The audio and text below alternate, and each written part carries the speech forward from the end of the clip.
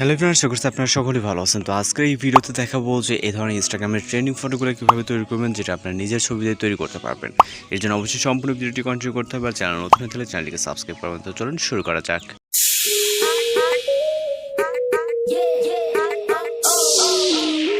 Welcome back. আশা করছি আপনারা সকলেই ভালো আছেন। তো আজকের এই ভিডিওতে দেখাবো যে এই ধরনের ইনস্টাগ্রাম ট্রেন্ডিং ফটোগুলো কীভাবে তৈরি করতে পারবেন। এর জন্য অবশ্যই সম্পূর্ণ ভিডিওটি কন্টিনিউ করবেন। তো আমাদের সর্বপ্রথম জিমিনি অ্যাপ্লিকেশনটিকে ওপেন করতে হবে।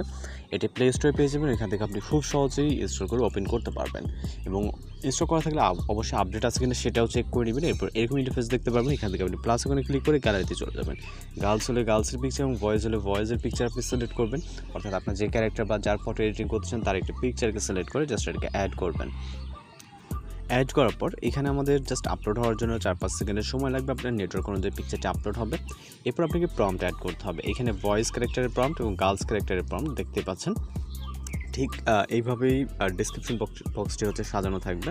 আপনি বয়েজ হলে বয়েজ এবং গার্লস হলে গার্লসের প্রম্পট আপনাকে সিলেক্ট করতে হবে। এরপর এখান থেকে আপনি সরাসরি যে কপিকৃত প্রম্পটটিকে পেস্ট করবেন। এরপর এখান থেকে আপনি ফটোশপ প্রম্পটটিকে সেন্ড বাটনে ক্লিক করবেন। এরপর আমাদের এখানে অপেক্ষা করতে হবে সর্বোচ্চ গেলে 20 সেকেন্ডের মতো। এর ভিতরে আমরা আমাদের রেজাল্টটি পেয়ে যাব। এখানে যদি নেটওয়ার্ক কিছু না থাকে সর্বোচ্চ গেলে 20 সেকেন্ড সময় লাগে।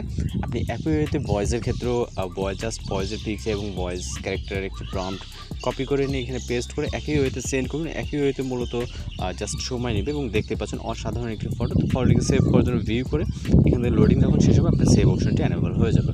জাস্ট এটাকে সেভ করে নেবেন। তো এইভাবে এই ধরনের ফটো খুব ইজিলি আপনি সেভ করে নিতে পারেন। কোথাও সমস্যা অবশ্যই জানাবেন। দেখা হচ্ছে নতুন কোনো ভিডিওতে। সুমুখা থাকবেন, সুস্থ থাকবেন।